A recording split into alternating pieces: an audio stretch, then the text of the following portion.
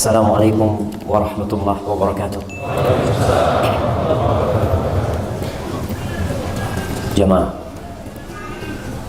nggak bisa nambah orang di masjid ini. Udah disuruh berdiri nggak mereka? Belum. Nanti ngeliat yang berdiri-berdiri di luar sana kepanasan. Nah, apa diperbolehkan masuk? Yang di luar? Kita muat-muatin. Iya, Ana ngajak jamaah semua untuk berdiri lah sebelum kita mulai kajian. Kecuali yang depannya kamera antum. Dan nggak apa-apa, kemudian merapat ke depan ya. Terus sudah jangan jauh-jauh, duduk udah. Bismillah. Ya, silakan duduk ibu-ibu. Nggak ada yang berdiri di atas. Atas kayaknya lebih luang itu. Ya mohon yang emak-emak berdiri. Berdiri semuanya. Ya, berdiri. Nah, kemudian maju ke depan dikit. Ya, belakang kosong sana diisi jamaah.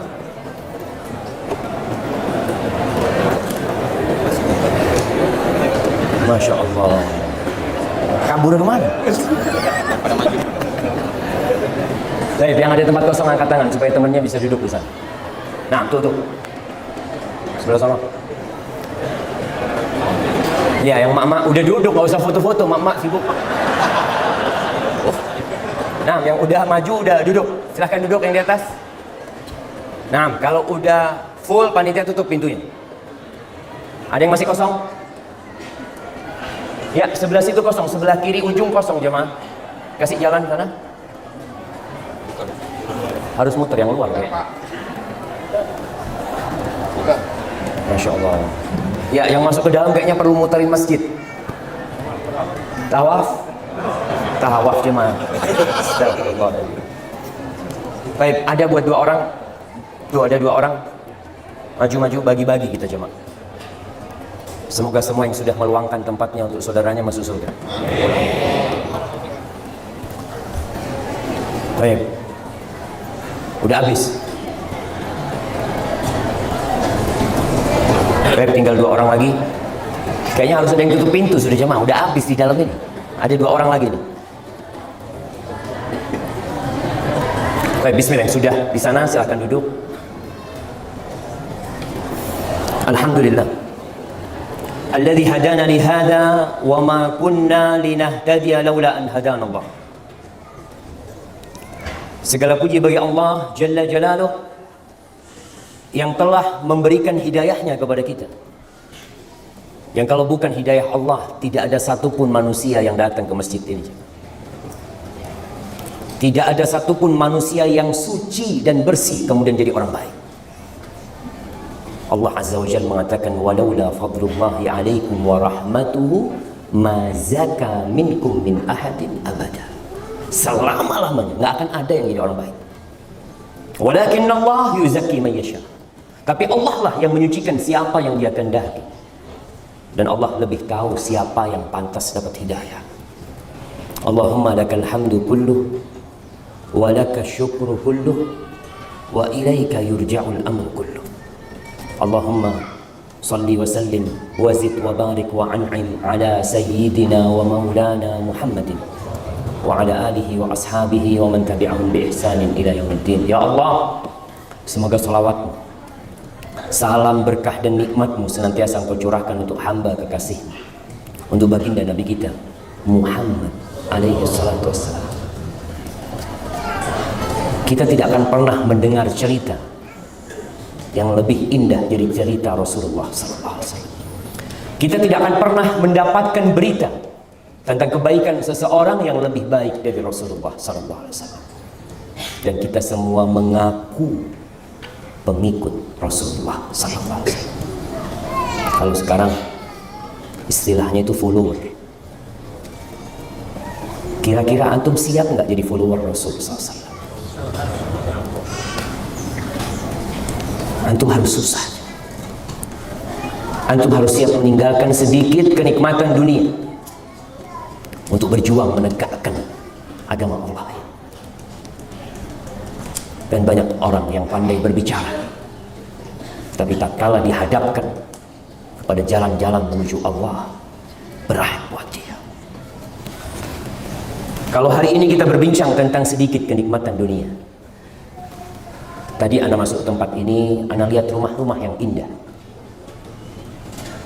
Sebagian mungkin rumahnya tidak di sini, tapi dalam hati berpikir, ya Allah, besar banget rumahnya. Emangnya siapa yang tinggal? Pembantu. Iya. Ada banyak rumah yang menghuni cuma pembantu dan tukang kebun. Besar rumahnya. Anda pernah jalan di sebuah daerah, betul-betul Anda lihat, ya Allah, ini bukan di Indonesia ini. Tapi teman yang nganter di mobil mengatakan, bisa tenang, ini rumahnya pembantu. Nggak ada isinya, nggak ada pemiliknya. Kemana Allah wa'ala? Dia punya banyak rumah, tapi sayang tubuhnya hanya satu. Dia tidak bisa gunakan dalam satu waktu untuk tinggal di 7 rumah. Bisa jemaah? Anda punya 7 rumah, separuh kaki Anda di rumah sana, tangan Anda. Berbincang tentang kenikmatan dunia, mau tidak mau antum suka sama dunia. Siapa yang tidak cinta sama dunia? Anda kasih hadiah. Ada yang tidak suka sama dunia? Allah sudah menanamkan fitrah itu di hati kita, dan kita nggak bisa untuk menghilangkannya. Di surat Ali Imran ayat 14 Allah mengatakan, zuyyina linnas hubbus syahawat minan nisa wal banin wal qanatiril muqantara minadh dhahabi wal fidda wal khaylil musawwamati wal an'ami wal harth dzalika mata'ul hayatid dunya wallahu 'indahu husnul ma'ab. Kata Allah, dicintakan, dihiasi di dalam jiwa manusia cinta syahwat. Yang pertama kepada wanita. Ada yang nggak suka sama perempuan? Ustaz, Anda lihat perempuan seperti tembok, sama aja. Oh, antum harus masuk rumah sakit. Nah, kalau ada orang kayak gitu jamaah, jangan dibilang, oh suci orang ini, bukan, sakit orang ini. Nah, mau tidak mau lelaki cinta kepada wanita. Masya Allah, ada titipan setelah ini jamaah.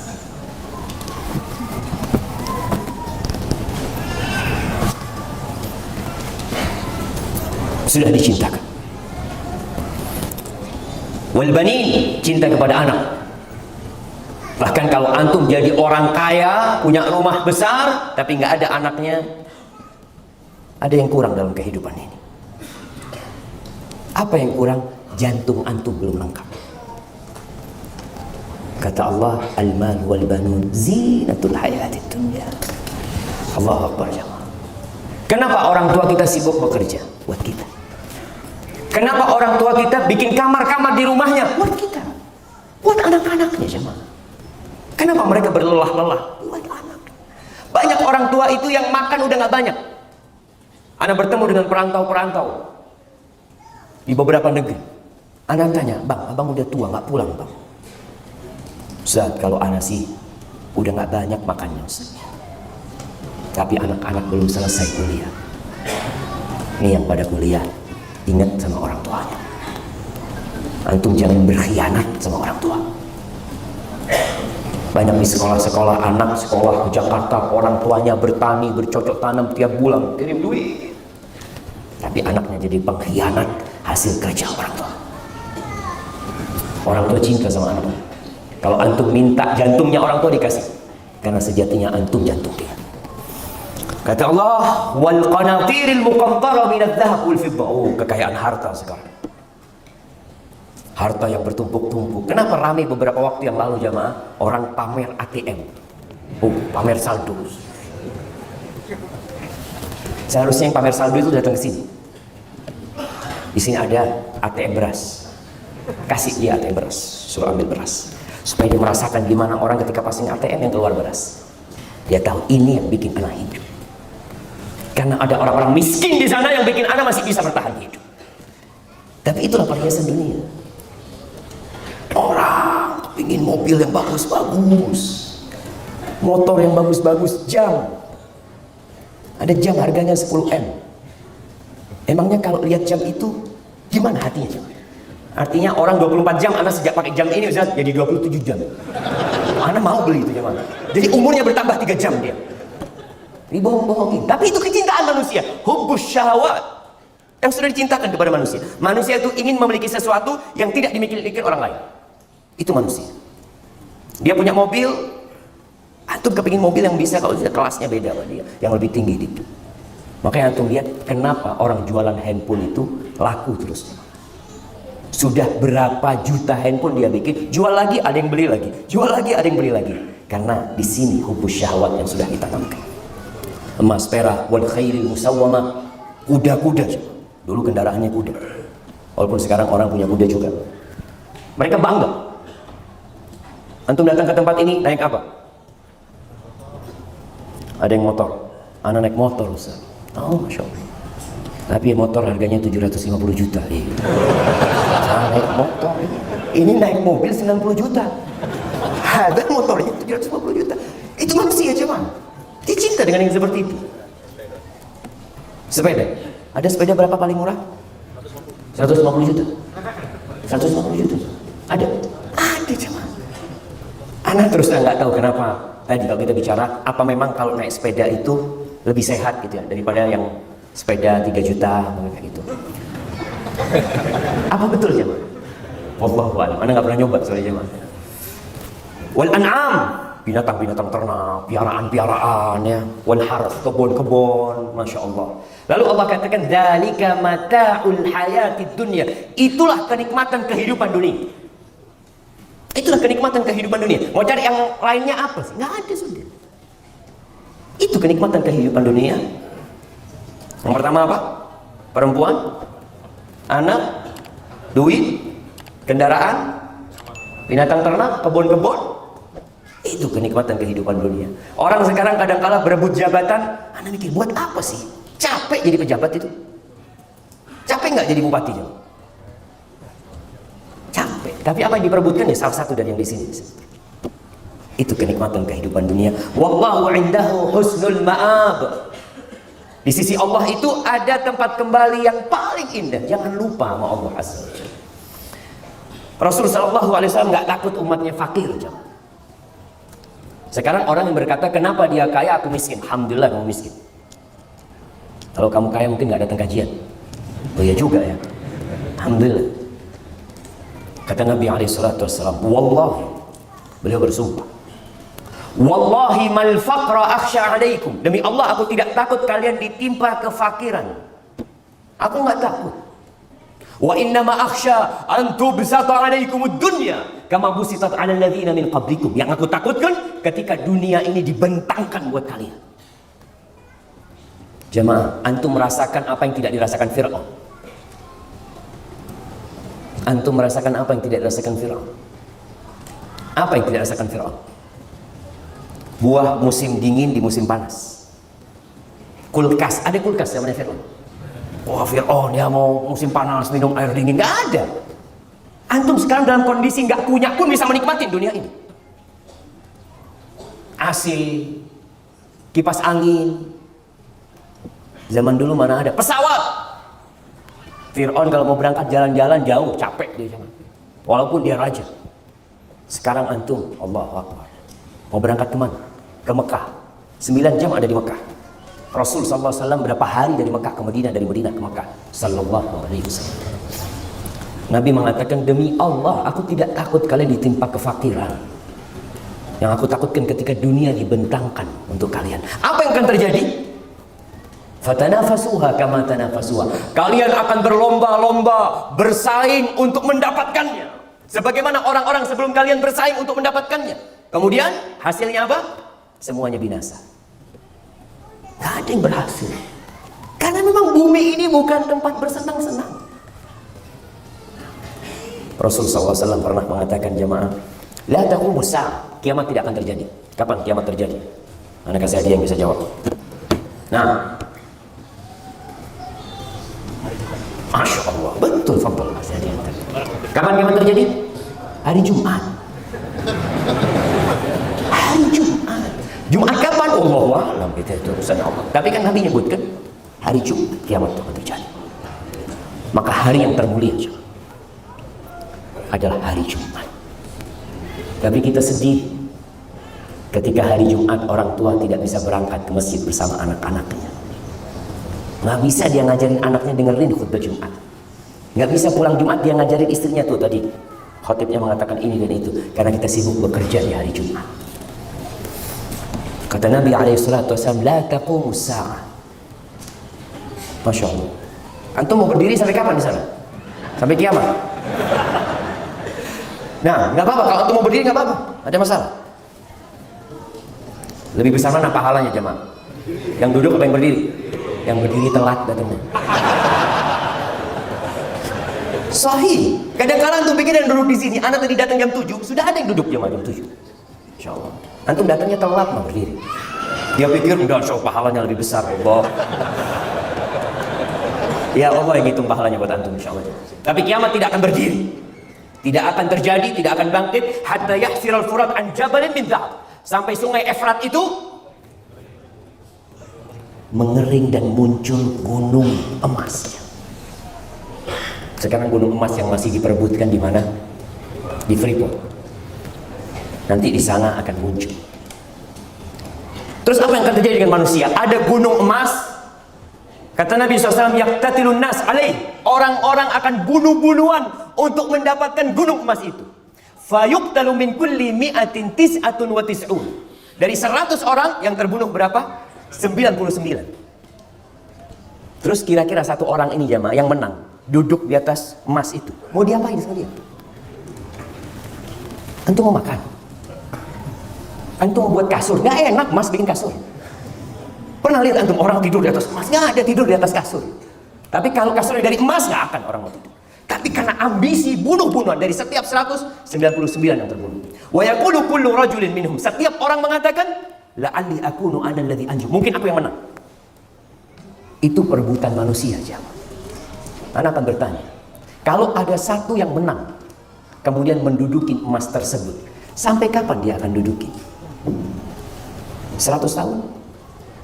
1000 tahun? Allah mengatakan wa man hayatud dunya illa mata'ul ghurur. Tidaklah kehidupan dunia ini hanya kenikmatan yang menipu. Kita itu sering tertipu. Tapi ya udah, namanya orang cinta sama harta, mau diapain? Diarahkan kepada yang lebih baik. Kembali kepada pertanyaan, kenapa dia kaya, aku kok enggak, Ustaz? Apa hikmah dari semua itu? Kalau kita memandang kepada diri kita, maka kita ingin kita yang kaya. Ya kalau bisa ya, sering pertanyaan dilontarkan, lebih baik yang mana? Kaya bersyukur atau miskin bersabar? Antum mau jadi yang mana? Kaya bersyukur antum maunya? Enggak Ustaz, soalnya kalau kaya bersyukur bisa bangun masjid.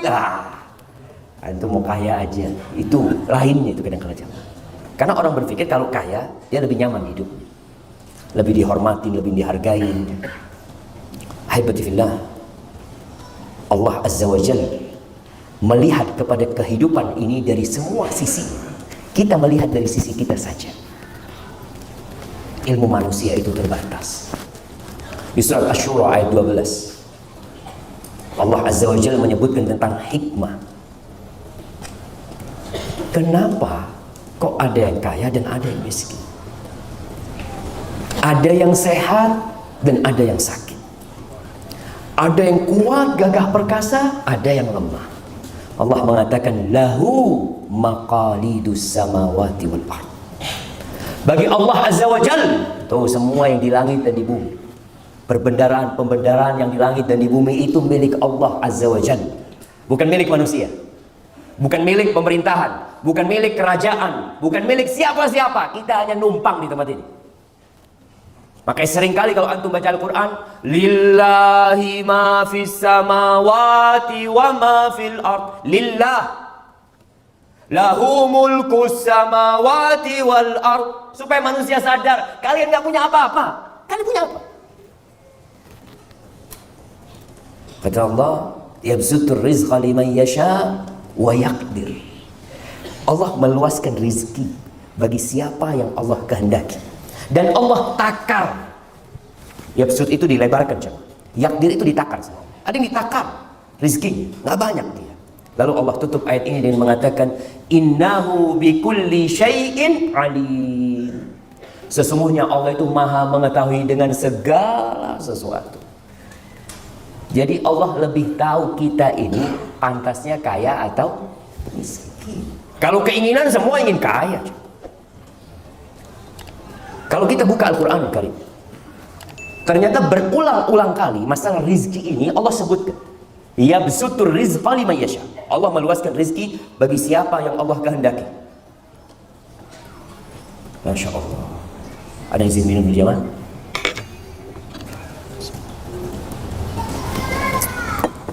Antum seharusnya kasihkan ustadznya banyak.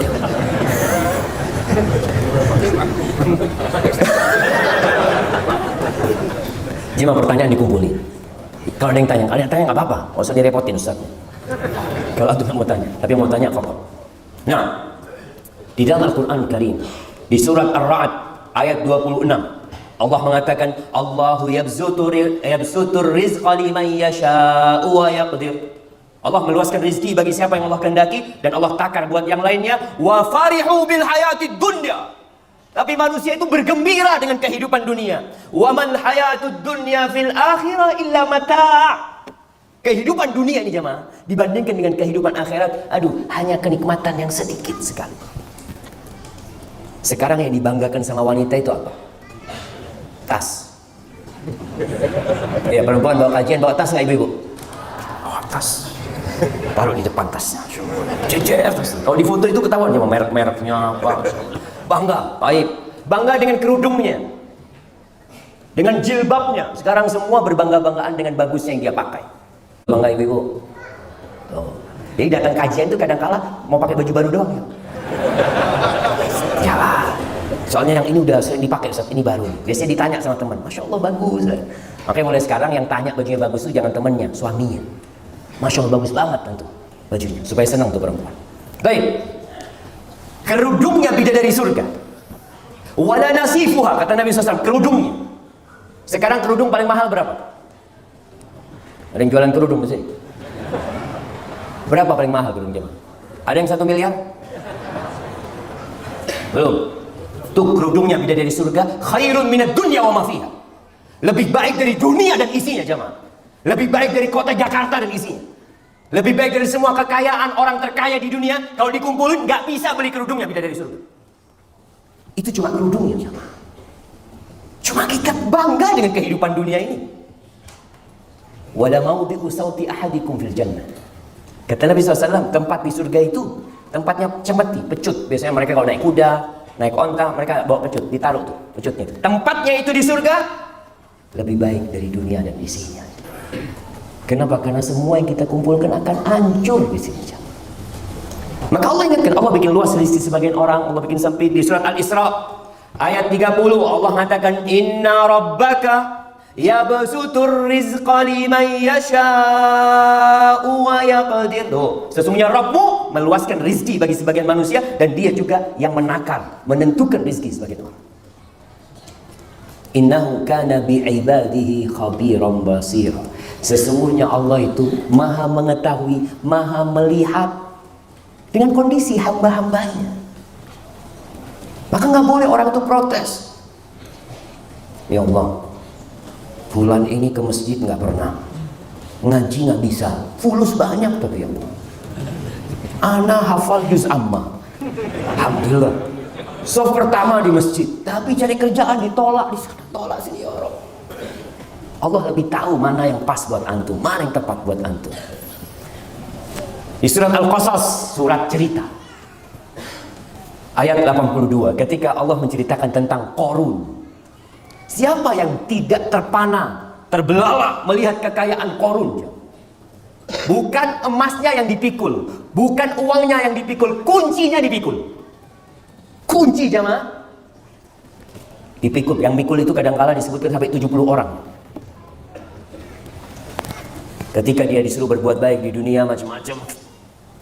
Innama utituhu ala ilmin indi. Aku ini bisa sukses kayak gini, punya ilmu. Aku usaha, aku kerja keras. Lupa yang kasih itu Allah rezeki. Antum melihat di dunia ini ada orang-orang yang kerjanya nggak keras ya mah, nggak keringetan kerjanya, fulusnya banyak. Ada yang sampai panas-panas berkeringat, fulusnya tetap dari dulu. Allah makan di warteg terus, ya itu. Mau pindah warung nggak bisa, karena fulusnya nggak cukup dia. Kalau bicara kekuatan, keulatan bekerja, dia lebih ulet kerja daripada antum. Ada orang yang nggak kuliah, kaya. Kuliah Lulus S1 jadi apa? Jadi apa jemaah? Jualan cilok. Tapi beda Ustaz, rasanya kalau S1 yang bikin setelah ini anak kuliahnya 4 tahun bikin cilok. Satu kuliah 4 tahun bikin cilok. Tadi kita lihat ternyata memang bukan urusan ilmu, bukan urusan kerja keras, bukan. Allah yang kasih rezeki. Akhirnya tuh orang-orang yang melihat Qarun begitu kaya, mereka mengatakan ya laitana lana mithla ma utiya Qarun. Innahu ladzu hazzin azim. Allah, Qarun ini orang sukses. Beruntung banget orang kayak Qarun ini, kata dia. Akhirnya karena kesombongan Qarun, bumi ini terbelah, menelan dia. Rumahnya, harta bendanya semua hilang ditelan bumi. Tinggal cerita. Sampai hari ini bila ada harta yang ditemukan terpendam, apa kata orang? Harta karun. Itu. Padahal bukan harta Qarun. Selesai ceritanya Qarun. Apa kata orang-orang ketika mengetahui kejadian Qarun? Wa asbahal ladzina tamannau makanahu bil ams. Orang yang kemarin ingin seperti Qarun nggak jadi. Mereka mengatakan yaquluna wa ka'anna Allah yabsutu rizqa liman yasha'u min ibadihi wa yaqdir. Oh, seakan-akan Allah memang meluaskan rezeki sebagian orang dan menyempitkan rezeki sebagian orang. Laula ammanallahu alaina la khasafa bina. Kalau Allah nggak ngasih karunia sama kita, kita ditelan bumi udah kemarin juga. Alhamdulillah. Wa ka'annahu la yuflihul kafir. Dan masih banyak ayat-ayat. Anda bacakan di surat Al-Ankabut ayat 62, Allah ingatkan masalah rezeki itu. Di surat Ar-Rum ayat 37 sama. Di surat Saba ayat 36 Allah ulangi, inna rabbi yabsutur rizqa liman yasha'u wa yaqdir. Qul inna, di surat Saba lagi ayat 20 ayat 39. Allahu akbar. Ahibati fillah, ketahuilah bahwa rizki-rizki itu dibagi sama Allah, satu kaya, satu miskin, satu kuat, satu lemah, sejatinya semuanya sedang dalam ujian. Ujian dari Allah. Luasnya rizki bukan tanda cinta Allah kepada hambanya. Besarnya rumah yang antum miliki bukan tanda Allah sayang sama antum. Karena ada orang yang kemudian berpikir, Anda bertemu dengan beberapa orang yang katakan, Ustaz, alhamdulillah Ustaz, rizki Anda semakin luas, berarti Allah cinta sama Anda. Terus sama Qarun gimana? Antum hartanya lebih banyak mana? Sama Fir'aun lebih banyak mana harta antum? Kalau antum mengatakan banyaknya harta itu tanda cinta, bukan. Orang-orang kafir kata Allah di surat Al-Fajr, fa ammal insanu idza mabtalahu rabbuhu fa akramahu wa na'amahu fa yaqul rabbi akraman. Tuh ada manusia, kalau Allah uji dengan diluaskan rezekinya, dikasih jabatan, dimuliakan sama Allah, dihormatin sama manusia, oh rabbi akraman, Rabbku memuliakan aku. Buktinya ini semua yang aku hasilkan. Wa amma idza mabtalahu faqadara alaihi rizqahu fa yaqulu rabbi ahad. Kalau rezekinya disempitkan, dia mengatakan aku dihinakan oleh Rabbku. Kalla. Enggak, bukan kayak gitu ukurannya, jemaah. Bicara fulan kaya, ana miskin, bukan karena itu cinta. Ya Ustaz, ini kan untuk menghibur diri, Ustaz. Bukan menghibur diri, memang gitu benar. Bukan tanda cinta. Di surat An-Nahl ayat 71 Allah mengatakan wallah faddala ba'dakum ala ba'din fil rizq. Dan Allah itu memuliakan sebagian orang atas sebagian lainnya dalam urusan rizki, supaya tampak mana yang bersyukur dan mana yang bersabar.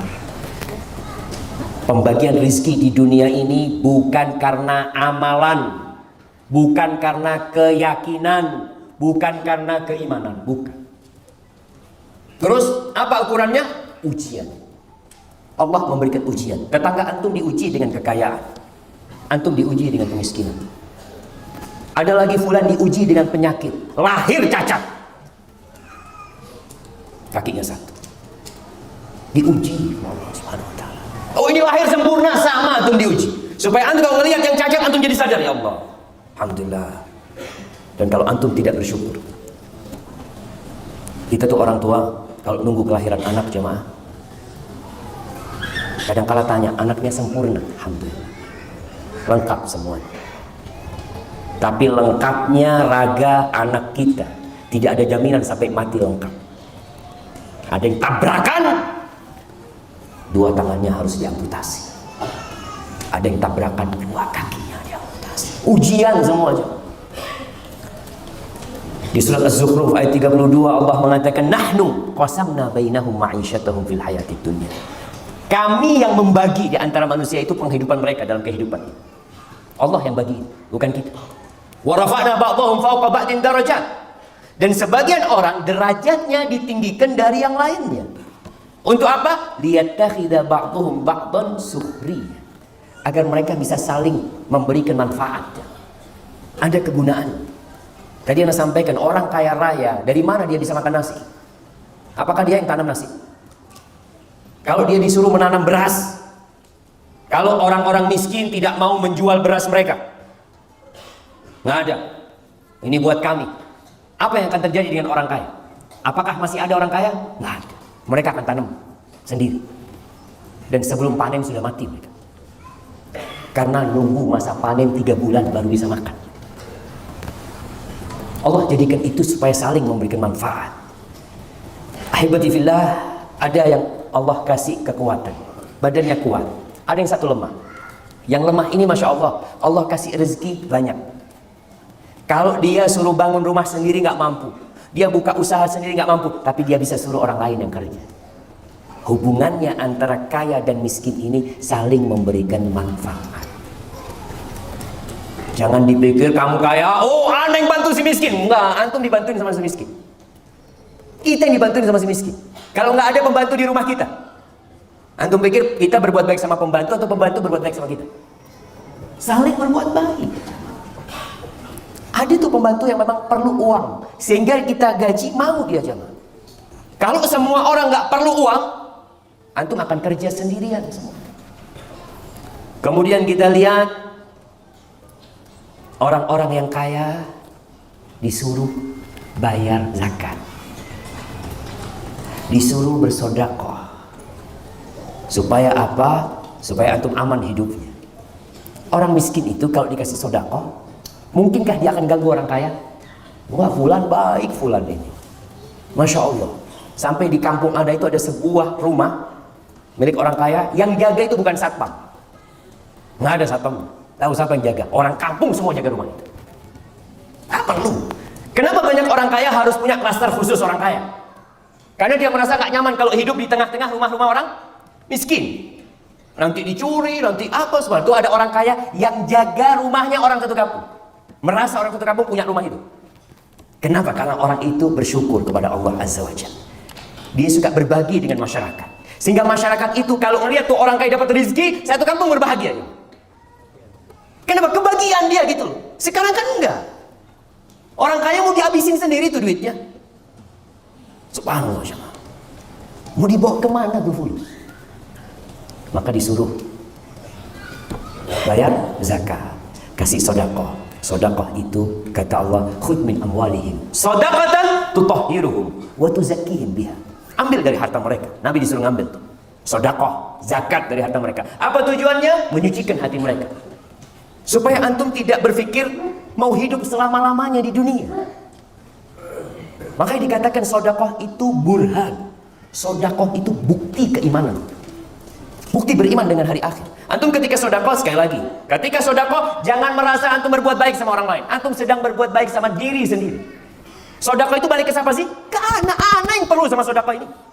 Gimana kalau antum kasih sedekah lalu orang itu tolak? Enggak. Anda nggak perlu sama sedekah, Anda cukup. Datang ke sana, enggak, afal. Ya Allah, mau dikemanakan fulusnya? Maka adanya orang-orang miskin untuk menyucikan jiwa antum, untuk menjadikan antum jadi orang baik. Jamaah rahimakumullah, bagi yang miskin, jangan suka mendongak ke atas. Orang kalau jalan melihat ke atas, ya kanan kiri, nggak tahu kalau ada lubang di depan. Terjerumus antum nanti. Rasulullah SAW mengatakan, "Unduru ila man huwa asfala minkum." Lihatlah kepada yang di bawah kalian. Wa la tanzuru ila man huwa fawqakum. Jangan melihat ke atas. Fa huwa ajdaru an la tazdaru nikmatallah alaikum. Itu akan lebih pantas buat kalian untuk tidak meremehkan nikmat yang Allah berikan kepada kalian. Pernah ada satu syekh datang ke penjara. Ketahanan nih, ada satu orang ditahan karena utang. Utangnya ya hampir 2 miliaran waktu itu. Dia ditahan, akhirnya pihak kepolisian datangkan guru, ustaz, syekh pada waktu itu datang. Katanya fulan mau bunuh diri. Dia mau bunuh diri. Tolong dikasih nasihat. Datanglah syekh, ngobrol sama dia. Kamu kenapa kondisi? Iya syekh, anak terlilit hutang. Berapa hutangmu? Anak lupa jumlahnya, kira-kira dia mengatakan waktu itu 900.000 real. Ya sekarang hampir 3M. Oh kata syekhnya, absyir, cuma segitu hutang, tak lunasi. Benar syekh kata dia? Iya kata dia. Iya syekh, anak kalau itu siap lah untuk melanjutkan kehidupan. Dan mau dilunasi hutang. Iya tapi nggak gratis, nanti bayar. Bayar kata dia. Oh iya nggak apa-apa syekh. Gimana kalau matamu aku hargai 1 juta real. Terus ginjalmu aku hargai 500.000 real. Kemudian apa, jantungnya macam-macam. Saya, emangnya ada dagangan? Saya tawaran kayak gitu. Loh, kau kan mau buang semuanya itu. Kau kan mau bunuh diri, dibuang semuanya itu kan. Sekarang dibeli. Subhanallah. Lalu dia sadar, kalau ternyata Allah berikan di tubuh kita ini kekayaan yang tidak bisa dihargai dengan uang. Kita ini kaya tapi nggak bersyukur sama Allah. La in syakartum la azidannakum. Jangan ngelihat ke sono, lihat di tangan kita bisa bergerak. Alhamdulillah, alhamdulillah. Allah akan tambahin kalau kita bersyukur. Kita ini disyariatkan untuk berziarah, mengunjungi, membesuk orang-orang miskin. Walaupun sekarang memang sulit cari orang miskin. Di sini ini ada orang miskin.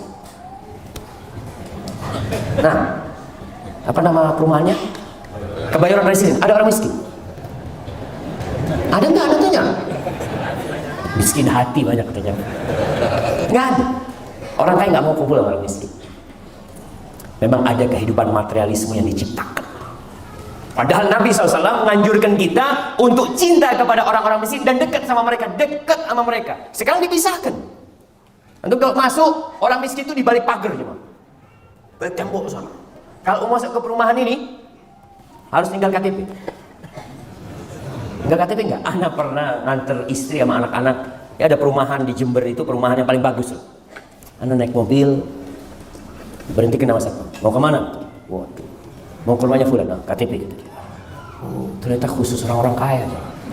Kita harus masuk. Karena takut nanti mencuri, nanti apa, ini itu. Ada ketakutan. Buat keamanan Ustaz. Berarti kan mereka merasakan ketidakamanan. Dekatlah sama orang miskin. Nggak apa-apa punya perumahan khusus, nggak apa-apa. Tapi tiap pekan datang ke tempat kampung orang-orang miskin, bawa sumbangan kepada mereka untuk mengobati hati kita. Dan yang miskin pun terobati hati. Terakhir, sebelum kita masuk ke sesi tanya jawab, Rasulullah SAW mengatakan, Inna Allah Ta'ala yahmi abdahul mu'min ad-dunya wa huwa yuhibbu. Sesungguhnya Allah menjaga hambanya. Ada hambanya Allah dijaga supaya nggak dapat dunia. Padahal orang ini kepingin dunia jemaah. Kepingin dia sama dunia, tapi dijagain sama Allah nggak dapat dunia. Usaha bangkrut, ikut ini bangkrut, aduh pokoknya hidupnya susah. Sebagaimana kama tahmuna maridhakum at-ta'am wasyarab. Sebagaimana kalian bagaimana menjagain orang yang sakit, makanannya dijagain, nggak boleh makan ini, nggak boleh minum ini. Itu Allah yang jagain. Jadi kalau antum gagal dalam kehidupan ini, udah usaha tapi nggak dapat itu rizki, husnuzan sama Allah. Mungkin memang kalau anak kaya, anak nggak bersyukur. Mungkin. Tapi bukan berarti kemudian antum malas ya. Kalau itu anak nggak usah bekerja, kerja terus. Karena hitungan kerjaan kita ada pahala. Antum bekerja, cari rizki, pagi keluar rumahnya, dapat pahala asalkan niatnya benar. Nah, apa niat yang benar? Siapa yang mau jawab? Nah, nikmatnya ridha Allah. Yang lainnya, ibadah, jihad, lillahi ta'ala. Sama aja antum lillahi ta'ala. Nah, nafkahin keluarga, kirim ke belakang saya. Antum, jihad, ibadah, kasih nafkah keluarga. Antum bekerja kasih nafkah keluarga jemaah. Itu bernilai ibadah. Bernilai ibadah itu kita bicarakan. Rasulullah SAW mengatakan, ini pernah kejadian di masa Nabi SAW. Ada seorang pemuda gagah perkasa, kerja dia cari duit. Para sahabat mengatakan kepada Nabi SAW, ya Rasulullah, andai kata kekuatan dia, gagahnya fisik dia itu di jalan Allah, yakni untuk berperang di jalan Allah, pasti akan lebih manfaat. Lau kana fi sabilillah, Masya Allah, sayang banget nih, badan kayak gini, semangat kayak gini, kalau cuma suruh cari duit. Maka Nabi SAW meluruskan pemahaman para sahabat ini.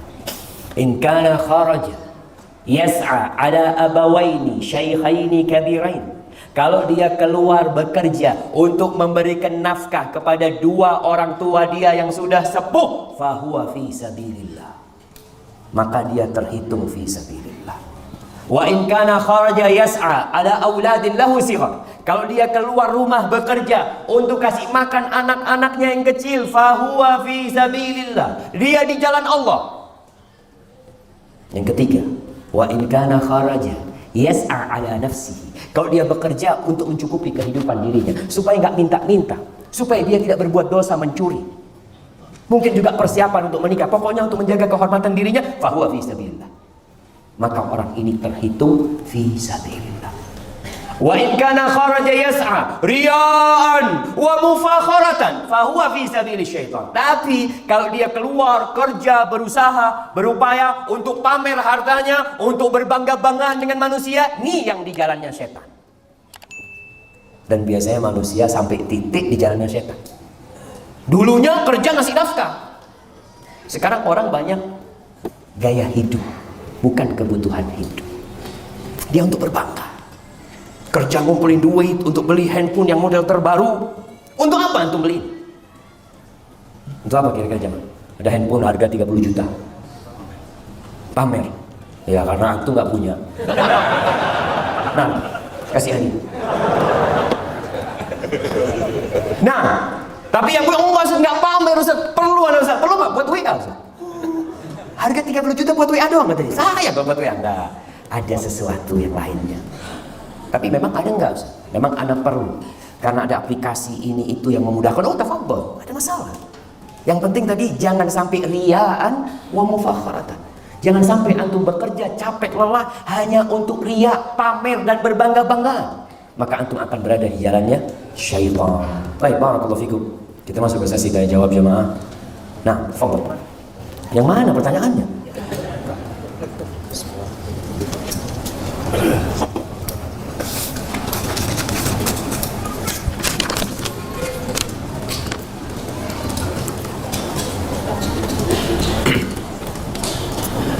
Assalamualaikum warahmatullahi wabarakatuh. Semoga Ustaz dan keluarga serta jamaah selalu dalam lindungan Allah Azza wa Jalla. Ustaz, ana sekarang bekerja di hotel bintang 5. Bintang 5 plus di Jakarta. Dan ana menerima gaji dengan servis cas yang termasuk di dalamnya ada hasil penjualan alkohol dari restoran. Mohon arahannya Ustaz, apakah ana harus tinggalkan, doakan agar ana dapat pengganti. Kalau antum tidak di bagian yang memang berhubungan dengan yang haram, artinya antum tidak ada hubungan sama tempat itu. Gaji mau nggak mau bercampur akhirnya. Ada yang halal, ada yang haram. Campuran itu di sini seorang harus bersih-bersih. Kalau memang antum tidak di bagian yang seperti itu. Di bandara pun kita lihat ada yang jualan alkohol kadang-kala tempat itu. Tapi kalau antum di bagian yang berhubungan dengan itu, antum harus tinggalkan. Assalamualaikum Ustaz. Waalaikumsalam. Mau tanya perihal memilih pasangan, apakah harus kaya? Meyakinkan keluarganya bahwa rezeki itu sudah ditakar oleh Allah. Berarti dia yang melamar miskin. Iya. Nah, dia jomblo melamar miskin tapi keluarganya kaya, nggak terima. Dia cari yang kaya. Kita udah dari awal kita sebutkan. Firman Allah Subhanahu wa taala, "Zuyyina lin-nasi hubbus syahwat." Manusia itu udah ditanamkan cinta syahwat kepada kekayaan, itu sudah ditanam. Oleh karena itu Nabi SAW ketika berbincang memilih pasangan hidup, beliau mengatakan wanita dinikahin karena 4 hal. Yang pertama, kecantikan. Kita biasanya kayak gitu. Yang kita lihat tetap wajah, tubuh. Nggak usah, orang nggak peduli sama wajahnya, karena udah tahu wajahnya cantik. Dia, makanya kadang-kadang orang disunahkan untuk melihat pasangan hidup dia, kecantikan. Yang kedua, kekayaan. Artinya ada perempuan, anak nggak apa-apa Ustaz, dapat janda nggak apa-apa. Yang penting fulus Ustaz. Anak ini udah susah hidup bertahun-tahun Ustaz. Paling nggak kalau dapat janda fulus kan, aduh ya bisa makan enak dikit ya. Ada yang seperti itu. Makanya kenapa kalau janda kembang, ada bahasa Jawa itu namanya roles. rondo teles gitu. Itu rondo yang banyak fulusnya itu rame itu jemaah yang mau melamar itu, karena yang dia pikirkan dia nggak ngeliat jandanya, ngeliat wajahnya, apa? Fulus. Ada yang seperti itu. Dan yang ketiga, karena nasabnya, anak bangsawan ya, Masya Allah. Itu di beberapa tempat masih seperti itu. Yang keempat, karena agamanya. Nabi SAW menyebutkan agama di terakhir, di dia. Karena banyak agama memang dikesampingkan sama orang. Fadfar bidzatid din taribat yadak. Kalau engkau ingin beruntung, ingin berbahagia hidup di dunia dan di akhirat, cari yang agamanya baik. Urusan kekayaan aman. Kalau hatinya istri itu baik, mau kaya mau miskin dia nerima. Kalau dia wanita soleha. Kalau bicara kecantikan, mau secantik apapun istri kita, lama-kelamaan biasa-biasa aja. Betul. Antum mau istri kata dulu, oh ini paling cantik sekampung.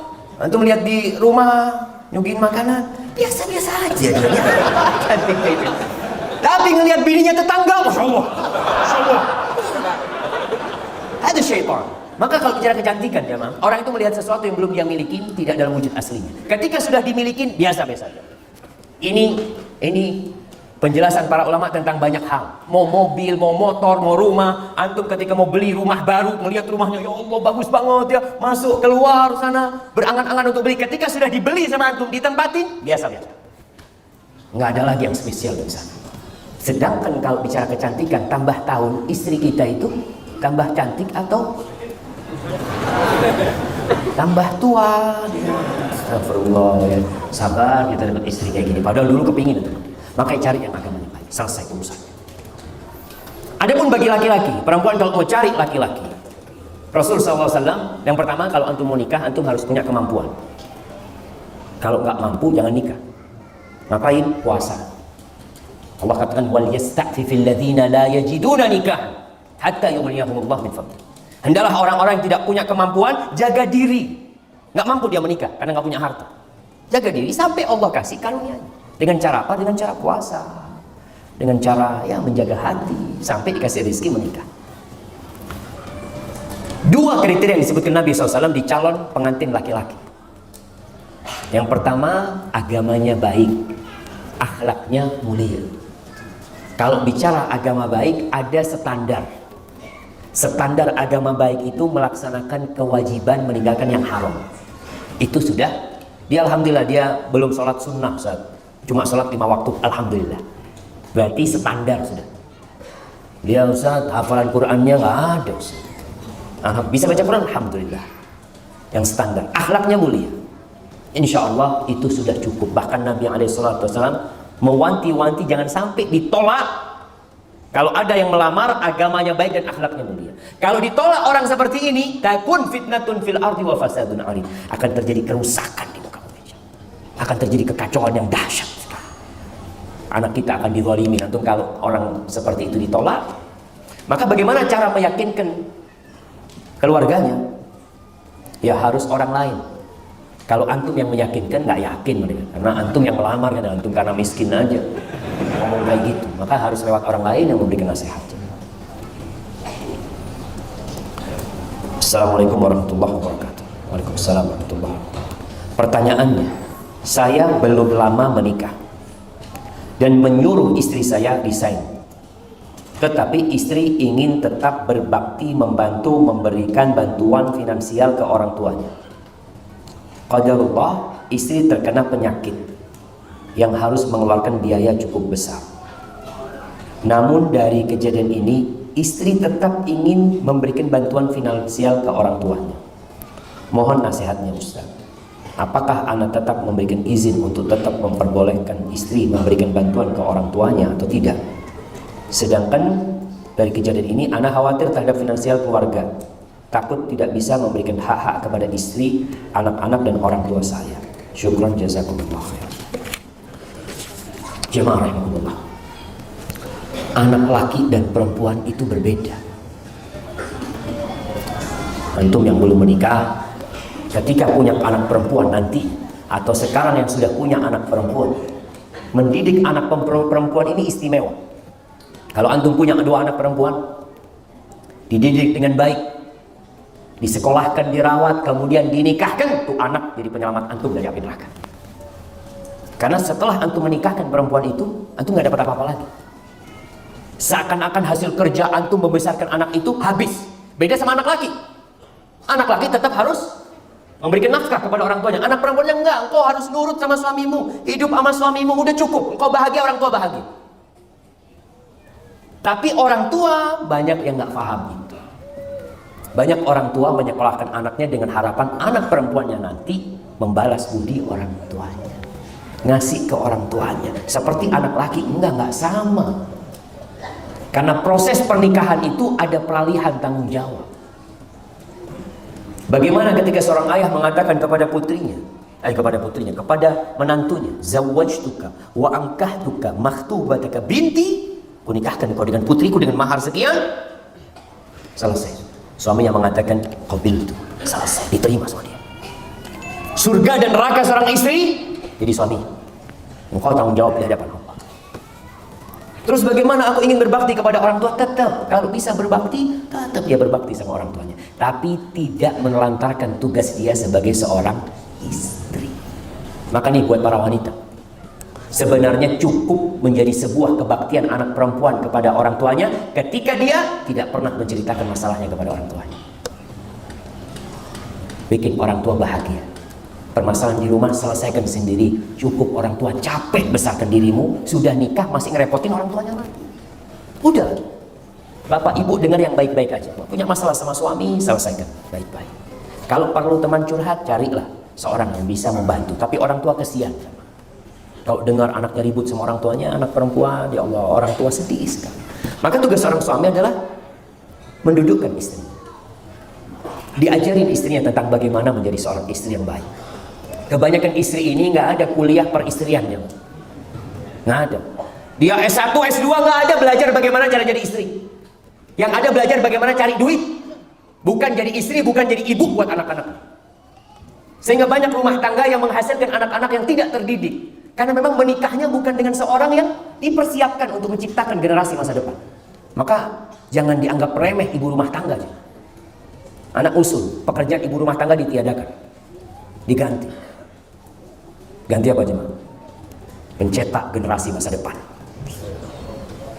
Kerjanya itu nih, bukan kasih makan sama anaknya, bukan. Anda mencetak generasi masa depan.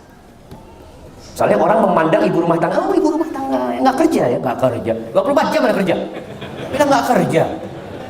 Karena mereka berpikir kerja itu yang menghasilkan uang. Wallahi jamaah, kalau antum harus gaji istri antum dengan pekerjaan dia mendidik anak antum, nggak cukup semua gaji antum untuk dia. Apa antum akan berikan kepada istri antum? Jagain anak antum dengan cinta dan kasih sayang. Berapa antum akan gaji cinta dia? Kalau babysitter, pembantu, ini dia cuma karena uang mendidik anak kita. Tapi istri kita dengan cinta dan kasih sayang, dia ngajarin anak kita ngomong dan bicara. Dia ngajarin anak kita jalan. Tahu-tahu antum pulang kerja, anak kita sudah bisa berdiri. Ya Allah, anak kita udah bisa ngomong, udah bisa baca Al-Fatihah. Sampai ngajarin istri antum. Mau digaji berapa dia sama? Tapi sebagai seorang suami, katakan kepada istri, udah kau nggak usah kerja. Sebagian rizkiku insya Allah untuk bantu orang tua. Rizki yang seharusnya bayar pembantu, bayar apa, udah nggak ada lah. Semuanya untuk bantu orang tua. Insya Allah lebih diberkahin sama Allah asalnya. Tapi masalahnya tadi banyak perempuan yang nggak pernah sekolah bagaimana menjadi seorang istri.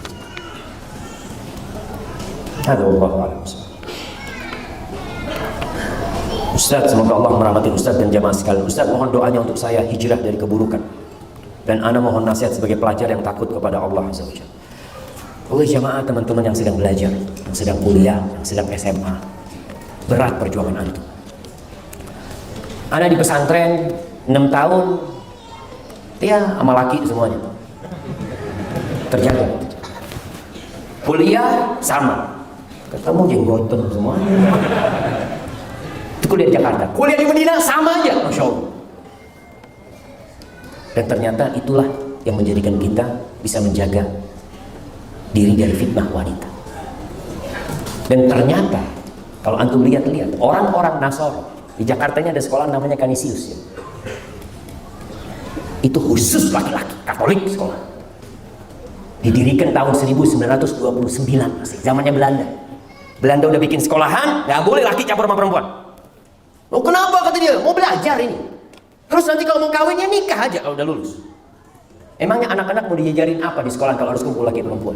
Dan Indonesia darurat HIV sekarang. Na'udzubillah min dzalik. Mana sering sampaikan di beberapa kajian hasil riset Menteri Kesehatan dan Komisi Perlindungan Anak, 62,7% anak-anak itu sudah pernah melakukan seks bebas di negeri kita. Kenapa? Ya karena sistemnya yang ada seperti itu. Anak SMA, anak SMP, kenapa mereka harus kumpul lagi perempuan sih? Ini yang Nasoro, yang Katolik, yang non-Muslim berani bikin sekolah khusus laki-laki dan lulusannya bagus-bagus karena serius sekolahnya. Tapi kalau kumpul sama cewek-cewek zaman sekolah berangkat, kadang-kadang yang dibawa cuma sisir zaman. Buku mas, bawa sisir di sekolah. Sahih. Maka memang harus sabar. Tapi ke depan insya Allah. Di Malaysia, ada teman Malaysia cerita, usaha di tempat kita ada sekolah yang dibangun Inggris. Inggris yang bangun tempat kita. Tahun 1904 bahkan. Dia katakan, khusus laki-laki.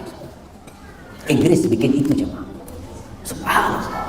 Karena mereka tahu sekolah harus serius, harus belajar. Perempuan ini goda, laki juga goda. Coba ketika perempuan sekolahnya semua perempuan, serius nggak dia belajar? Serius, mau ngapain? Nggak ada yang mau digodain. Laki-laki seperti itu. Tapi yang mudah-mudahan ke depan lah. Karena tujuannya kita membangun negeri kita untuk menjadikannya lebih baik. Bagaimana caranya? Ya ada studi banding. Islam dari dulu udah ngajarin gitu. Itu yang dipelajari bagaimana Islam membangun sebuah peradaban. Barakallahu fikum. Anak saya bekerja di bank konvensional. Setiap bulan kami dikirimkan uang. Kalau dibilang kami sebagai orang tua tidak terlalu butuh uang tersebut sebab kami masih bisa membiayai diri kami sendiri. Pertanyaan saya, apakah saya mendapatkan dosa riba jika saya menerima uang tersebut, dan apa hukumnya apabila anak saya menambahi biaya umroh atau haji saya? Apakah umroh dan haji saya sah? Jazakallahu khairan. Anak pernah bertemu dengan GM-nya Hotel Hilton di Mekah. Namanya Ibrahim Al-Fatih. Dia cerita, anak sekolah di Amerika kata dia.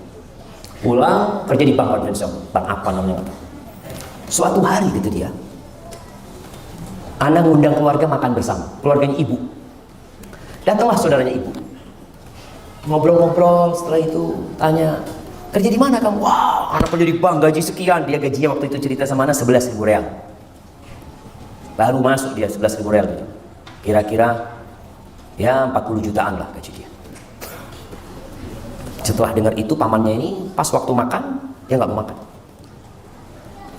Aduh anak udah kenyang kata dia. Paman ini masalah kata dia. Panggil ibunya. Bu, ini paman nggak mau makan kata dia. Datang ibunya, ini adiknya. Kenapa nggak makan? Ayo makan kata dia. Enggak, kenapa nggak makan kata dia. Nggak seperti biasanya. Soalnya anakmu kerja di bank konvensional. Riba, jelaskan. Apa kata ibu? Nah, besok bisa. Kata nanya. Resign ibu. Kata dia, ya anak sama ibu. Iya ibu, selesai. Besok resign. Anak resign mikir mau kerja apa? Kata dia, 11.000 real. Lalu dia cerita, anak keluar, anak daftar jadi resepsionis di Hotel Hilton dengan gaji 3.000 atau 4.000 real, sepertiganya gaji dia. Dia cerita subhanallah katanya, itu gaji 11.000 tiap bulan habis. Tiap bulan habis. Yang anak sakit, yang mobil rusak, ini semuanya habis fulus. Subhanallah, anak punya gaji 3.000 4.000 real bisa nabung dan akhirnya menjadi GM-nya Hilton dia. Subhanallah. Jadi buat orang tua yang punya anak kerja di bank konvensional, suruh berhenti. Suruh berhenti. Duduk, panggil anak. Dudukkan anak. Jangan bicara hukum bank. Tumbuhkan di hati anak pengetahuan atau ingatan kenapa kita hidup di muka bumi. Ceritakan kepada dia, nak, kau 9 bulan minum dari darah ibu, nak. Engkau belum bisa kerja, engkau belum bisa usaha, engkau keluar pun rezekimu sudah ada, nak. Sampaikan kepada anak. Setelah itu minta dia untuk keluar. Karena Allah mengumumkan perang kepada pelaku riba. Dan alhamdulillah di Indonesia ini perkembangan orang-orang yang mau jadi baik banyak. Umat Islam mayoritas. Dulu nggak ada bank syariah, nggak ada. Sekarang ketika banyak yang sadar, alhamdulillah tuntutan adanya bank syariah muncul. Walaupun bank itu belum 100% syariah, tapi usaha untuk menjadi syariah ada. Maka sampaikan kepada anak agar dia berhenti. Ada pun pemberian anak kepada orang tua dari hasil riba. Kalau orang tuanya tidak butuh, jangan diambil. Kalau terpaksa dia perlu sama uang itu, nggak ada masalah. Tapi kalau dia nggak butuh sama tuh duit, jangan. supaya anaknya juga belajar, tahu kenapa orang tuanya tidak mau. Dan insya Allah mudah-mudahan anaknya kembali kepada Allah SWT. Hadza wallahu a'lam. Assalamualaikum Ustaz. Waalaikumsalam. Semoga Allah merahmati Ustaz dan seluruh umat Islam. Saya ada pertanyaan titipan yang saya belum berani menjawabnya karena takut salah. Pertanyaannya, apa perbedaan antara adab dan akhlak? Nah, bagaimana cara seorang istri untuk berbakti kepada orang tuanya sedangkan ia ikut suami tinggal di luar pulau? Pertanyaan pertama, perbedaan antara adab dan akhlak. Akhlak itu sifat, akhlak itu karakter yang tertanam di dalam jiwa, yang membuat orang itu melakukan tindakan tanpa berpikir dan tanpa menunggu. Akhlak itu keberanian, itu akhlak. Dermawan, gak usah mikir. Ada orang perlu dibantu, Masya Allah. Anda pernah berjumpa dengan satu orang di Jeddah, jemaah. Anda kalau lihat gak ada orang akhlaknya kayak dia, Masya Allah. Ketika Anda nulis disertasi tentang peran lembaga dan ormas Islam dalam membendung pemurtadan di Indonesia, kadang-kadang kita perlu pulang ke Indonesia, butuh dana. Setiap Anda telepon ke dia, jawaban dia satu, absyir, aman, ada kabar gembira buat engkau. Terus ya Allah ya Karim. Ini orang Masya Allah. Itu akhlak, nggak dibuat-buat. Sifat yang tertanam di dalam jiwa, yang mendorong orangnya untuk melakukan tindakan tanpa berpikir, itu akhlak. Tapi kalau adab, itu cara dalam menyikapi sesuatu. Ada adab makan, bukan akhlak makan. Adab makan, tata cara makan yang sesuai dengan. Ada adab tidur, ada adab bertamu, itu adab babnya. Tapi kalau akhlak adalah sifat. Namun sebagian ulama menjadikan adab itu akhlak yang mulia, karena akhlak ini ada akhlak buruk, ada akhlak mulia. Jadi umum kalau akhlak itu. Kalau akhlak yang baik dimasukkan sebagian ke dalam adab. Hadza wallahu a'lam. Orang kaya gemar sodakoh. Bagaimana ibadahnya orang miskin? Sodakoh juga. Subhanallah, kalau bicara bab sodakoh ini jemaah, Islam itu melampaui batasan-batasan semua agama dalam bab sodakoh. Orang berpikir sodakoh fulus. Islam mengajarkan satu kali tasbih itu sodakoh. Menolong orang lain mengangkat barangnya sodakoh. Amar ma'ruf nahi mungkar sodakoh.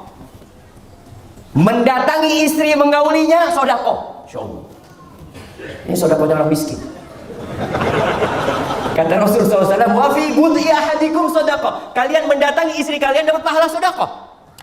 Jadi Masya Allah, para sahabat sampai bingung. Ya Rasulullah, ayati ahaduna syahwatahu wa yakunu lahu fiha ajrun. Rasul, ini orang mendatangi syahwatnya, nafsunya, dapat pahala. Kata bingung para sahabat. Ara'aita law wada'ahu fi haramin akana alaihi wizr. Menurut kamu gimana? Kalau syahwatnya itu ditaruh yang haram, dosa nggak dia? Ya dosa. Kalau ditaruh yang di halal, maka istri nggak boleh nolak sodakohnya. Nah, hadisnya kan kayak gitu ya. Ini bab sodakoh. Jadi semua amal kebaikan. Jadi orang-orang yang miskin banyak amal soleh, berzikir, itu ada nilai sodakoh sebenarnya. Tapi gimana Ustaz? Anak kepingin umroh, anak kepingin juga bangun masjid. Niat. Ketika kau niat, kalau Allah berikan kepada aku seperti apa yang diberikan kepada fulan, aku akan lakukan seperti yang dilakukan fulan. Dia berbuat baik dengan hartanya. Apa kata Nabi SAW? Fahuma fil ajri sawa. Dua orang ini pahalanya sama. Tapi niatnya yang benar. Makanya kalau antum melihat ada masjid mau dibangun, ya Allah, kalau aku punya uang 1 miliar 500 juta aku sumbang. Padahal antum duitnya cuma 10.000. Iya, tapi antum niat, berani nggak antum? Dikasih 1 miliar beneran? Ya Allah, 500 juta terlalu banyak kata dia. Itu orang yang niatnya nggak sungguhan. Maka niat. Antum melihat orang berangkat haji, ya Allah, berdoa mudah-mudahan hamba punya rezeki mau berangkat haji.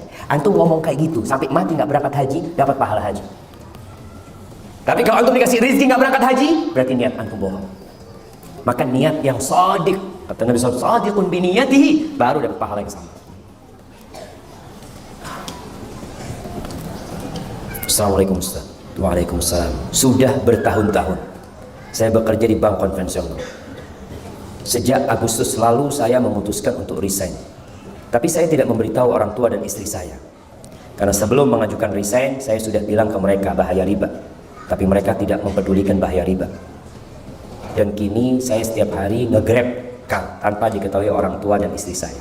Mohon tanggapannya Ustaz. Jazakallahu khair. Jamaah rahimakumullah.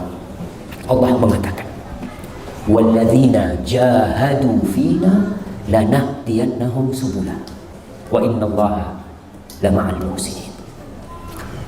Dan orang-orang yang bersungguh-sungguh berjuang mencari keridhaan kami di jalan kami, pasti kami, kata Allah, kami tunjukin jalan-jalan kami. Allah itu bersama orang-orang yang suka berbuat baik. Ini orang Masya Allah, dia berani mengambil resiko itu. Tapi satu sisi dia tidak ingin menyakitin orang tuanya, menyakitin istrinya. Antum perlahan-lahan tetap berdakwah kepada orang tua, tunjukkan akhlak yang mulia.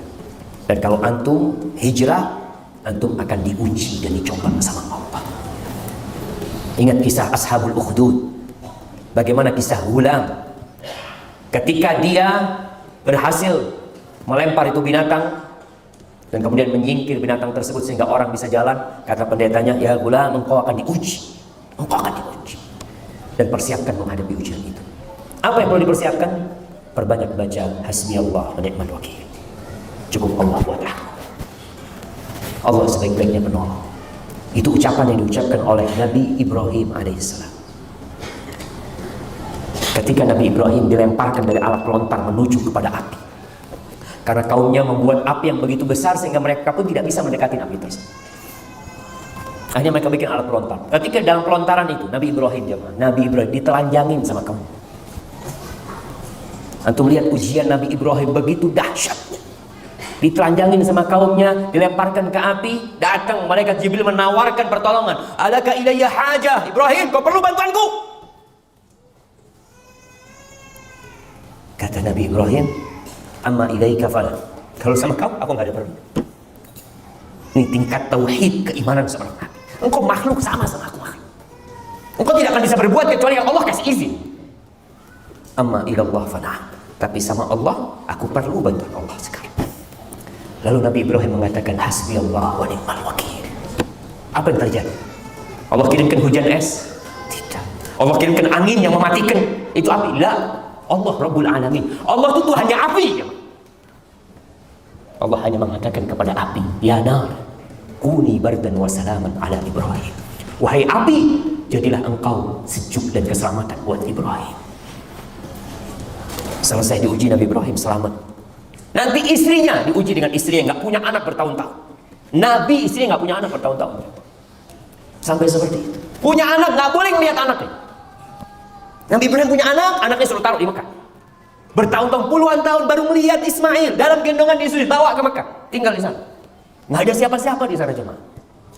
Lihat ketika orang bergantung sama Allah. Itu istrinya Nabi Ibrahim, Hajar, berkata kepada Nabi Ibrahim, ditaruh di sana, ditinggalin air satu wadah sama kurma. Nabi Ibrahim balik. Kata istri, "Ya Ibrahim, ila man takiluna?" Kamu titipkan kami kepada siapa di sini? Nabi Ibrahim diam. Dia jalan dengan kendaraan, nggak noleh, nggak tega. Ditanya lagi sama istri, "Ya Ibrahim, engkau titipkan kami kepada siapa?" Terus Nabi Ibrahim jawab. Yang ketiga kalinya istrinya sadar, kayaknya pertanyaannya ana yang salah. Maka dia rubah pertanyaannya.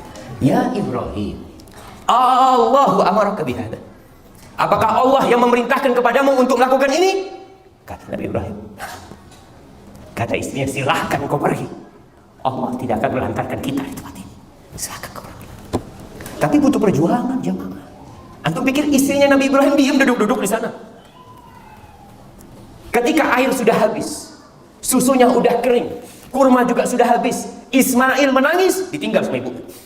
Aku akan cari air. Dia percaya sama Allah, kita ada usaha. Dan kita akan diuji. Jadi buat teman-teman yang hijrah, sabar. Antum ujiannya tidak sebesar ujian tukang sihirnya Fir'aun.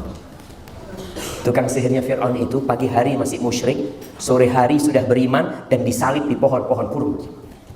Dibantai sama Fir'aun. Ribuan jumlah mereka. Jadi kalau antum cuma kehilangan pekerjaan, kehilangan mobil, kadang-kala ada yang harus kehilangan orang tuanya, kehilangan istrinya. Perjuangan para sahabat yang hijrah itu jamaah, diusir semua orang tuanya. Nabi Ibrahim itu kehilangan bapaknya. Dia cinta sama bapak. Tapi kata bapaknya, "Ya Ibrahim, la illam tantahi la arjumanna." Ibrahim, kalau kau nggak berhenti ngasih nasihat aku akan lemparin engkau dengan batu. Wahjurni maliya. Sana kau pergi, tinggalkan aku sendiri. Subhanallah, gimana anak diusir sama orang tuanya? Tapi Nabi belum tetap berusaha baik sama orang tuanya. Maka buat teman-teman yang hijrah, hendaklah bersabar. Ustaz, saya mau tanya. Saya baru di PHK dan saya serta istri ada kerja sampingan. Tetapi setiap saya dan istri bekerja, kita menitipkan anak-anak kami ke ibu mertua saya. Ibu mertua tidak pernah komplain. Saya dan istri sebaiknya bagaimana Ustaz? Saya ingin istri saya resign agar mengurus anak sepenuhnya. Apakah keputusan saya baik dengan menitipkan anak ke mertua? Karena di sisi lain kami saat ini butuh pendapatan untuk menghidupi istri dan anak-anak saya.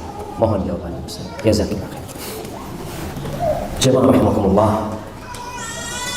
Kalau bicara orang tua, maka kita punya kewajiban berbakti sama orang tua kita, bukan merepotkan orang tua.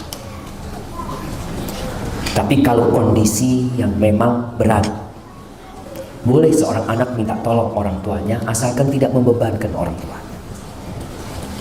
Karena orang tua kita itu jamaah sampai kapanpun tetap sayang sama anaknya. Kita itu dipandang sama orang tua masih kecil, masih perlu bantuan dia. Dan ada seorang anak, ya Allah, anak kok ngelihat anak berbakti sama orang tuanya itu jamaah, iri ya. Ada seorang anak, dia itu tiap tahun kira-kira kirim duit ke orang tuanya 100.000 real. Tiap tahun, tiap bulan 370 juta dia kirim duit kepada orang tua. Sukses anak. Tapi kalau dia berangkat ke rumah orang tuanya, dia nggak bawa duit. Dia nggak bawa duit. Dia memang sengaja anak tinggal dompet apa anak tinggal. Kadang-kala belanja sama ibunya ke supermarket, sampai supermarket, Umi, anak nggak bawa fulus Umi. Kata Uminya, absyir, tenang, pakai duitnya Umi. Dia ingin supaya dia tetap kecil, dia perlu sama ibunya. Dan Allah mengingatkan kita supaya kita itu ingat kalau kita ini masih kecil.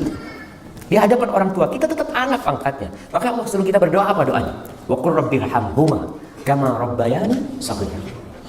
Ya Allah, rahmatin keduanya sebagaimana mereka merawat aku ketika kecil. Sampai antum tua tetap doanya itu. Supaya ingat kita kecil. Maka antum kalau bisa tidak merepotin mertua. Udah tua, udah capek, dia udah kasih anaknya sama antum repotin mertua. Kalau istri bisa resign, itu akan lebih baik. Resign dari pekerjaan bukan berarti perempuan tidak bekerja. Alhamdulillah banyak pekerjaan yang bisa dilakukan. Tetap bergantung sama Allah SWT, jangan pernah bergantung kepada pekerjaan kita. Yang kasih rizki itu bukan bos kita, bukan perusahaan kita. Yang kasih rizki itu Allah Jalla Jalla. Tapi kita tetap berusaha.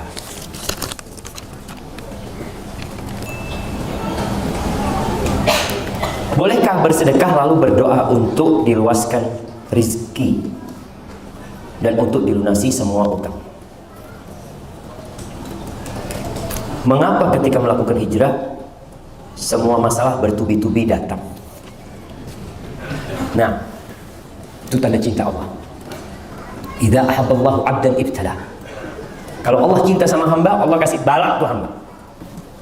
Kasih ujian sama Allah. Idza ahabballahu 'abdan yusib min, kasih musibah. Kenapa? Orang ini kalau sehat terus, lancar terus hidupnya, bisa lupa sama Allah.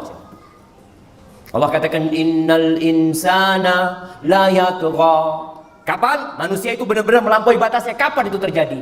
Ar-ra'ahu istaghna. Ketika dia merasa cukup, nggak perlu sama Allah SWT.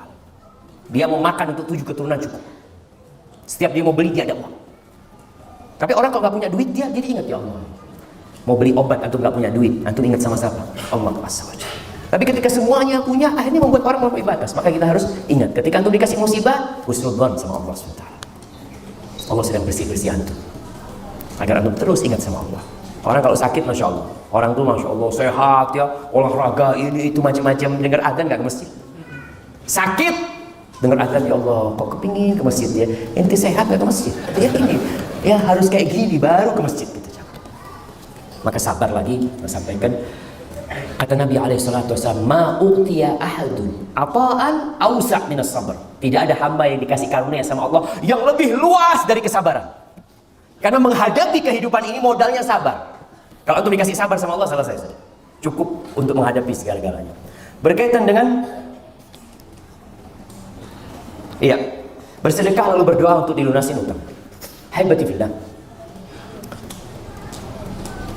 kita beramal untuk mengharapkan keridhaan Allah Azza wa Jalla, untuk mengharapkan perjumpaan dengan Allah hari akhir, bukan mengharapkan dunia.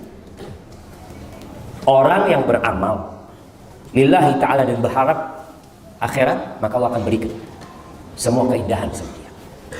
Kalau orang bersedekah, dia lillahi ta'ala, tidak riya, tapi dia berharap balasan dunia, maka dikasih balasan dunia. Kalau dikasih dunia, akhirat la syai' lahu, nggak ada, karena dia memang tidak berharap sesuatu di akhirat. Tapi boleh, karena memang kata Nabi SAW, da'u mardakum bisadaqah, obatin orang sakit di antara kalian dengan sedekah. Tapi kalau tujuannya cuma ingin sembuh, nggak ingin akhirat, ya sudah, antum dapat sembuh doang, nggak dapat akhirat. Kenapa? Memang nggak minta antum. Antum mintanya kan dunia. Antum sedekah mintanya, minta dilipat gandakan, dikasih semua. Minta supaya bisa melunasi utang, utangnya terlunasi. Tapi antum tidak minta akhirat. Terus gimana Ustaz? Kalau beribadah dengan tadi, memai sedekah contohnya, ana berharap akhirat dan berharap dunia. Ya, nggak sempurna yang di akhirat, karena sudah diminta sebagian di dunia. Tapi boleh. Namun tadi usahakan kita lillahi ta'ala.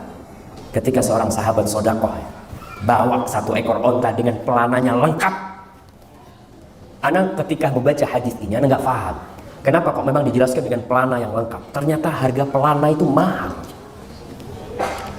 Kalau sekarang pelananya kuda, puluhan juta kadang-kala. Allahu Akbar. Ini sahabat datang dengan onta pelananya lengkap, siap untuk berjihad di jalan Allah. Bukan onta kosongan, enggak. Lalu dia mengatakan, ya Rasulullah, hadhihi fi sabilillah. Ini di jalan Allah. Apa kata Nabi SAW? Laka biha yaumal qiyamah. Engkau akan mendapatkan dengan sedekahmu ini pada hari kiamat 700 naqah, 700 ekor onta, semuanya pakai pelana. Kapan jamaah? Yaumal qiyamah. Tapi orang mikir, apa nggak bisa sebagiannya di dunia gitu, dari dunia. Antum dikasih dunia, di akhirat nggak dapat. Maka niatkan lillahi ta'ala dan minta akhirat. Minta akhirat. Tapi kalau memang disuruh sama Nabi SAW ada pahala dunianya, kita boleh. Tapi nanti akhirat nggak dapat apa-apa. Atau sebagian pahalanya sudah diambil di dunia ini. Baik, ini pertanyaan terakhir jemaah. Ustaz, apakah orang miskin lebih mudah masuk surga daripada orang kaya? Lebih mudah. Kalau ini belum tentu. Tapi kalau orang miskin masuk surga lebih dulu dari orang kaya, artinya dua ini, kaya miskin sama-sama divonis masuk surga. Tapi orang miskin masuk surga lebih dulu dari orang kaya, iya.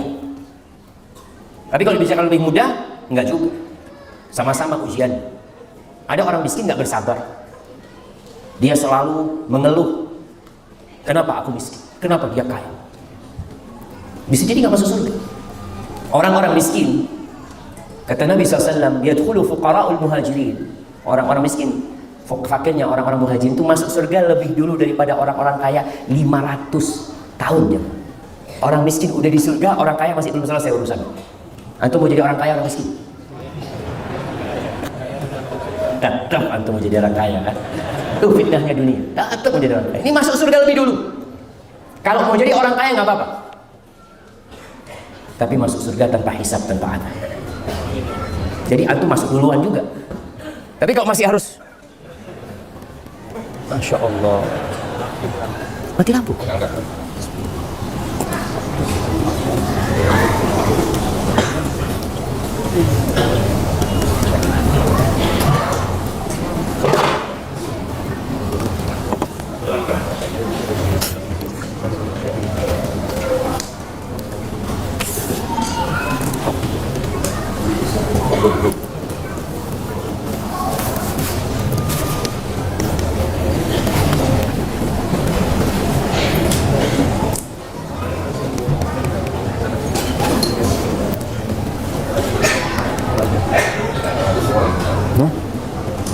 Mati.